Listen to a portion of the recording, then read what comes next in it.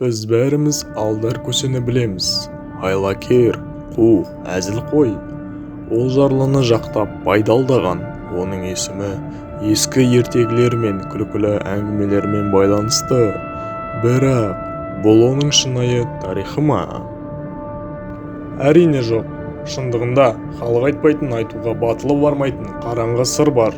Оның күлкісінің артында жан түршігерлік, қорқыныш жасырылған. Бүгін біз осы қараңғылықтың пердесін ашатын боламыз. Ертеде Алдар көсенің қулығы да, айласы да біткен бір сәт болған. Ол ештеңесіз жалғыз қалды. Бірақ бұл жалғыздық оны сындырмады, керісінше оны ашуландырды. Оның жүрегіндегі ашу таусылмас қара күшке ұласты. Сол түнде, айсыз қараңғыда, ол ауылдан алыс, құлақсыз тау деп аталатын жерге барады.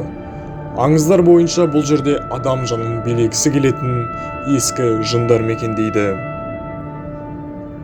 Көсе сол жерде өзінің ең қорқынышты келісімін жасады. Ол өзінің адами болмысын, күлкісін, мейірімділігін мәңгілік айлакерлік пен қара күшке айыр бастады. Ол енді тек Алдар көсе емес еді, ол шайтанға айналған айлакердің елесі. Ол тіпті өлімнен де қорықпайтын жанға айналды. Оның сыртқы келбеті өзгермегендей көрінді, бірақ оның көздері енді жамандықтан қорықпайтын, мұздай қараңғылықты шағылыстыратын. Оның күлкісі енді жылы емес, жылы, жиіркенішті, шіріген иісті бірдеңені еске түсіретіндей. Алдар көсе шайтанға айналған соң оның әзілдері қатыгездікке ауысты. Енді ол байларды алдағанда, олар тек мүлкінен ғана емес, ақылынан айырылатын. Ол кедейлерді қолдағанда, оның көмегі артынан басқа бір жантүршігерлік кеселді әкелетін. Бұл оның салмағы ауыр қарғысы еді. Оның әрбір ісі, әрбір сөзі адамдардың қорқынышын оятып, оларды тұншықтырып тастайтын.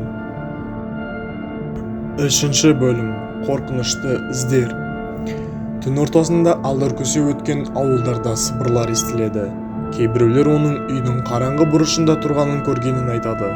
Басқалары бесіктегі сәбидің анасы ұйықтағанда оны буындырып, сықылықтап күлгенін естігенін айтады. Ең қорқыныштысы, ұйықтар алдында терезені ашық қалдыр. Олар саған келе жатыр деген жазуды көргендер бар. Бұл іздердің бәрі бір адамды көрсетеді.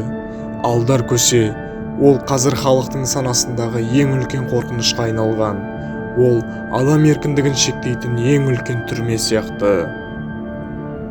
Оның аңыз әңгімелерін айтқанда, ешқашан оның нағыз болмысын ұмытпаңыз. Ол жынмен келісім жасасқан адамның қасіреті. Есіңізде болсын, қараңғылықтан неге қорқасыз?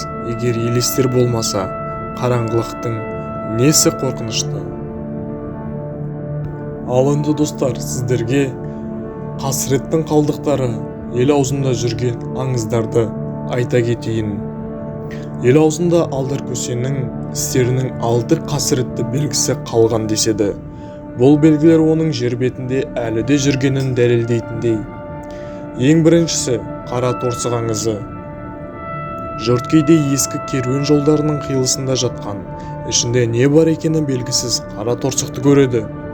Кім оны ашса, сол адамның барлық айласы мен қулығын көсе тартып алып, оны ақымаққа айналдырады. Екінші аңыз. Сілкінген шатыр. Түнде сіздің шаңырағыңыздан Алдар көсенің әлсіз сықылықтаған күлкісі естілсе, ол сіздің үйіңізді белгілеп кетті деген сөз.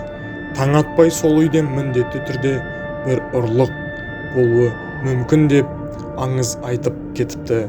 Бірақ бұл аңыз шындыққа жанаспайды. 3 аңыз. 2 көлеңке. Күндіз ашық далада тұрғанда сіздің қасыңыздан өзіңіздің 2 кіші көлеңкеңізді көрсеңіз, ол көсенің сіздің жаныңызға жолдаған кішкентай серігі.